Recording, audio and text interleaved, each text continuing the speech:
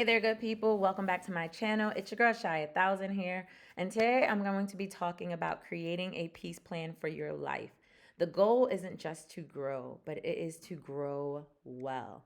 And so I wanted to have this conversation because if you're following me on the Thrive Report, which is my monthly newsletter, you know we are talking about setting boundaries and we're talking about Mental Health Awareness Month.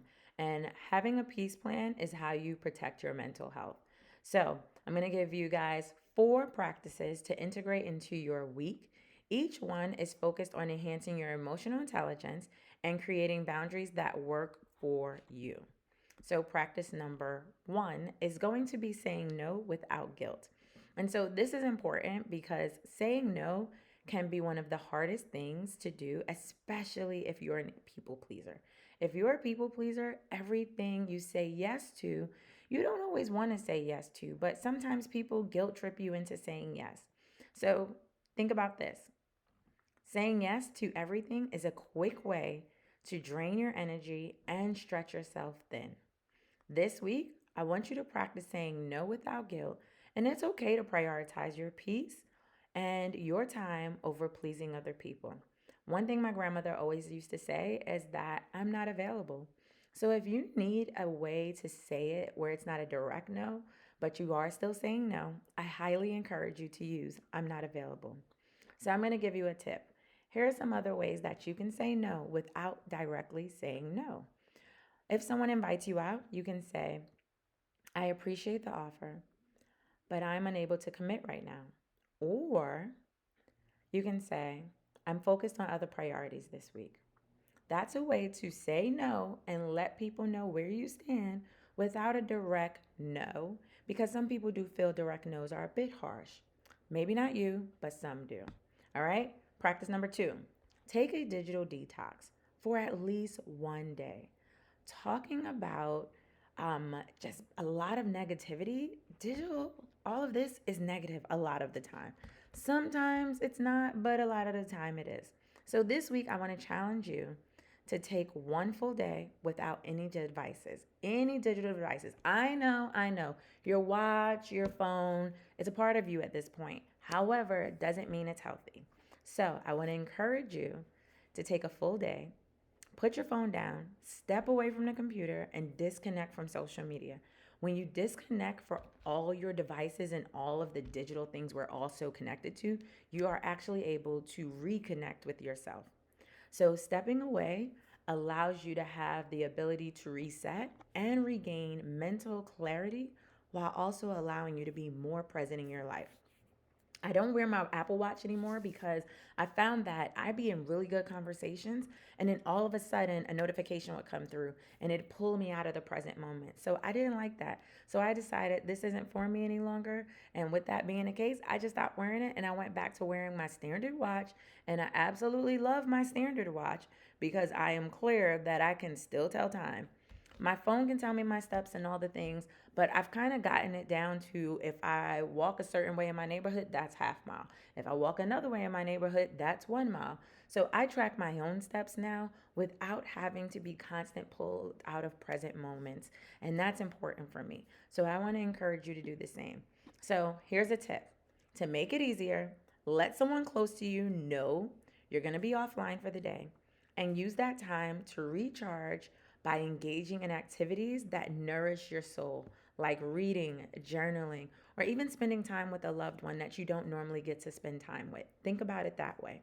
And for all my parents out there, I know you're gonna feel weird disconnecting from your devices, but if you let that person close to you know that you are stepping away, they can be your backup. And if you must have your phone in the room, put it on vibrate and put it across the room. So you actually have to get up to engage with it.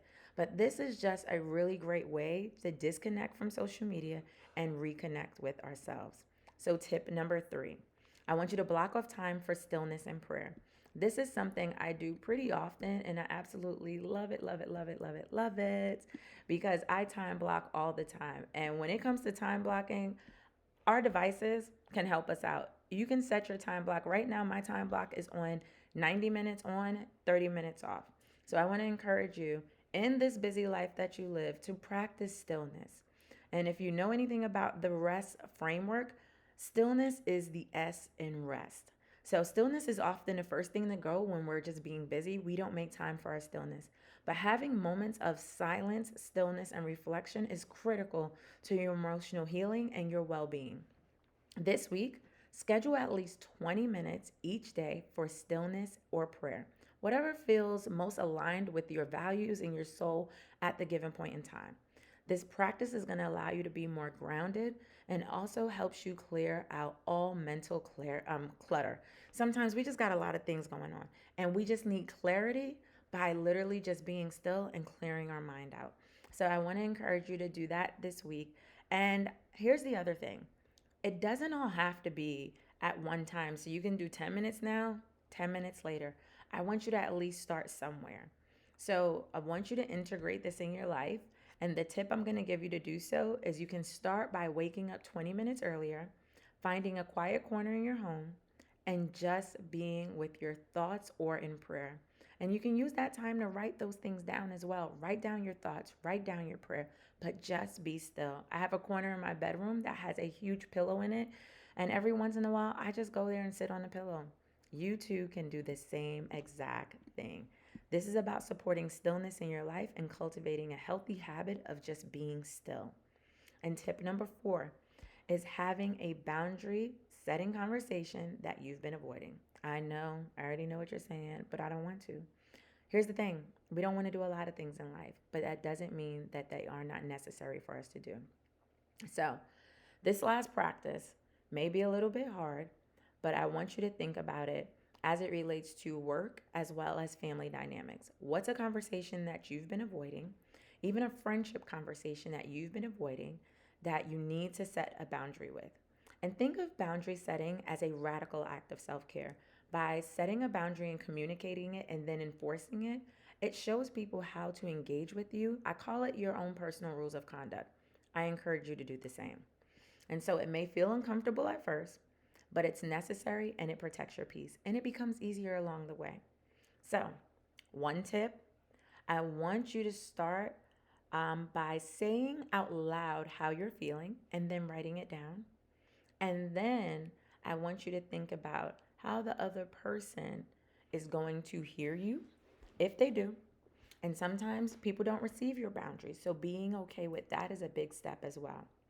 So you can say something like, I need more personal time and can no longer commit to evening and work meetings. And that's as it relates to the workspace, right? Then you can say something like, I need to set limits around our communication because I'm feeling overwhelmed. That can be in the family dynamics. If you are have a spouse and you need to set boundaries with your spouse and you're feeling overwhelmed, you can say, I'm feeling overwhelmed with the housework right now and I need your support. And that's communicating it in a healthy way. When you say it out loud, you can begin the practice. I highly encourage that you get into the habit of communicating and advocating for yourself as it relates to setting healthy boundaries because it helps calm your central nervous system. It lets people know how to deal with you. And here's another thing, the people that get mad at you for it, those are the people benefiting when you didn't have any. And those who respect it, those are the people who love and care about you. So think about it that way. So, here's a quick recap. This month, we're creating a peace plan, and this peace plan focuses on 4 practices: saying no without guilt, taking a digital detox, and then time blocking for stillness or prayer, and then having boundary setting conversations that we might have been avoiding. Okay, so each of these practices are supporting your mental and emotional health and help you create a life you don't need an escape from, but allows you to have more harmony in every area of your life. All right, so I challenge you to pick one practice that you're gonna do this week, another practice you're gonna do next week, so that for the next 4 weeks, you're doing one practice a week until it becomes a habit and it feels more comfortable. And then I want you to drop in the comments which one you're gonna start with. And then I don't want you to forget to like this video and subscribe for the channel. And until next time, it's your girl Cheya 1000, and I want you to keep thriving and living an amazing life because you deserve the peace that you help everyone else to have as well. Talk to you soon. Bye, guys.